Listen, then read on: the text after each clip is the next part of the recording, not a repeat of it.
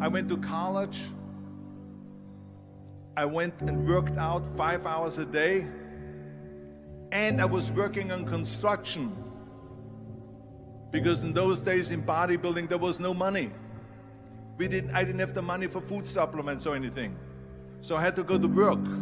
So I worked on construction. I went to college. I worked out in the gym. And at night, from 8 o'clock at night to 12 midnight, I went to acting class 4 times a week. So I did all of that. There was not one single minute that I wasted. And this is why I'm standing here today. With the age of 20, I went to London and I won the Mr. Universe contest as the youngest Mr. Universe ever. And it was because I had a goal. You see, if you don't have a vision of where you go, and if you don't have a goal where you go, you drift around and you never end up anywhere. 74% hate their job in America. The majority of people don't like what they're doing because they're really not doing it because they didn't have a goal and they followed this goal. They just aimlessly drift around, and then all of a sudden there's a job opening, so they get that job because you have to work. But then when you work, it's a chore. It's work. It's not fun. So if you think about, only a quarter of the people really enjoy what they're doing in life. So people always ask me, when they saw me in the gym in the pumping iron days, they say, why is it that you're working out so hard? 5 hours a day, 6 hours a day, and you have always a smile on your face. The others are working out just as hard as you do, and they look sour in the face. Why is that? And I told people all the time, I said, because to me, I'm shooting for a goal. In front of me is the Mr. Universe title. So every rep that I do gets me closer to accomplishing that goal, to make this goal, this vision, turn into reality. Every single set that I do, every repetition, every weight that I lift will get me a step closer to turn this goal into reality. So I couldn't wait to do another 500-pound squat. I couldn't wait to do another 500-pound bench press. I couldn't wait to do another 2,000 reps of sit-ups. I couldn't wait for the next exercise. So let me tell you something, visualizing your goal and going after it makes it fun. You got to have a purpose no matter what you do in life. You got to have a purpose. And Muhammad Ali worked his butt off. And I saw it firsthand. And I remember that there was a sports writer that was there in the gym when he was working out and he was doing sit-ups. And they asked him, how many sit-ups do you do? And he said, I don't start counting until it hurts. Now think about that. He doesn't start counting his sit-ups until he feels pain. That's when he starts counting. That is working hard. And so you can't get around the hard work. It doesn't matter who it is. Work your ass off. There is no magic pill. There is no magic out there. You cannot get around. You have to work and work and work. Make sure of this and make sure of that and all that stuff. So it's work. And it drives me crazy when people say that they don't have enough time to go to the gym for 45 minutes a day and work out. Or to do something for 45 minutes to an hour a day to improve.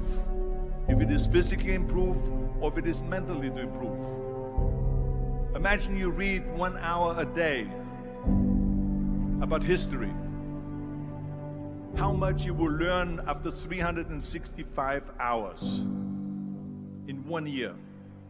Think about if you study about the history of musicians, of composers, how much you would know. Imagine if you would work on a business, on some business that you want to develop every day for an hour. Imagine how further along you will go and get. So it drives me nuts because when people say we don't have the time, we have 24 hours a day. We sleep 6 hours a day, so that gives you still 18 hours.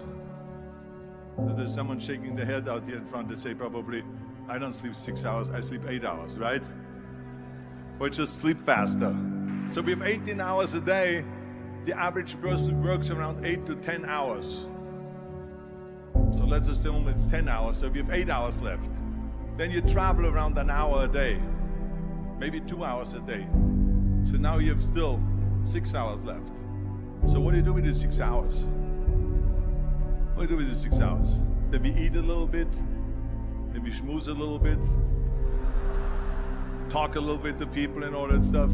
But you can see how much time there is available if you organize your day. So you got to work hard. I hate plan B. And I tell you why. Because we have so many doubters, as I've said earlier, the no-sayers. We have so many of those people that say no, and you can't do it, that's impossible. That is okay, because we just turn off, as I said earlier, and we listen and we hear the no being a yes. You can't do it, you can do it, and all of that. So that is possible to do that amongst all the negative people around you. But when you start doubting yourself, that's very dangerous. Because now what you're basically saying is that if my plan doesn't work, I have a fallback plan, I have a plan B. And that means that you start thinking about plan B, and every thought that you put into plan B, you're taking away now that thought and that energy from plan A.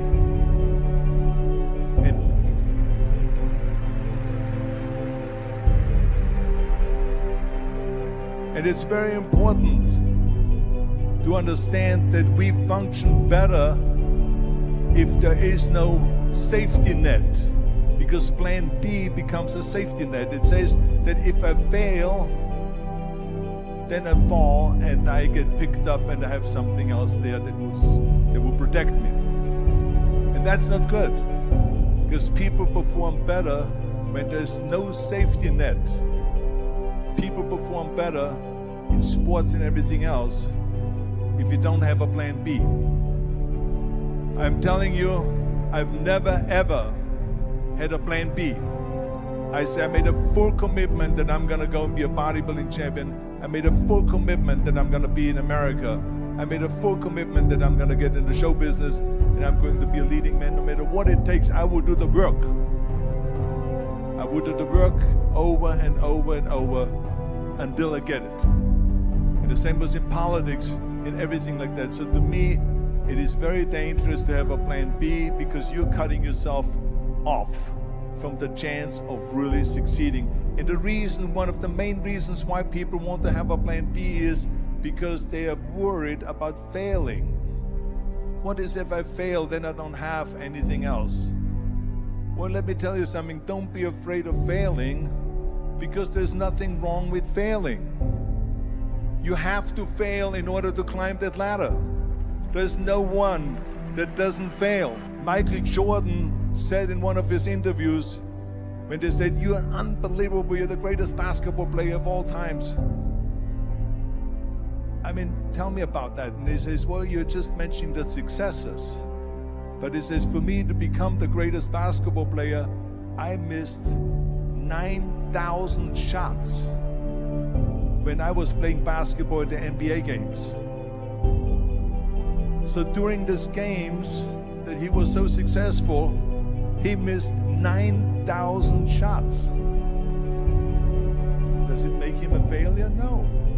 He's one of the greatest basketball players of all times, but he failed 9,000 times. Do you get it? We all fail. It's okay.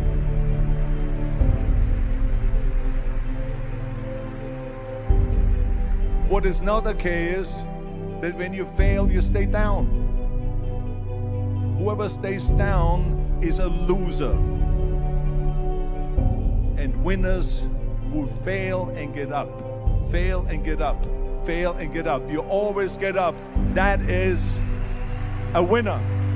That is a winner. I failed in bodybuilding. I lost bodybuilding competitions. I lost powerlifting competitions. I lost weightlifting competitions.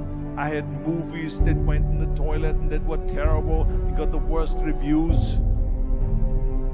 And in politics, I remember I had many of the initiatives on the ballot, and we lost. My approval rating in California went down to 28%, and then it went back up again, and I won again the governorship. Hey, we all lose. We all have losses. This is okay, and this is why I say don't be worried about losing, because when you're afraid of losing, then you get frozen. You get stiff, you're not relaxed.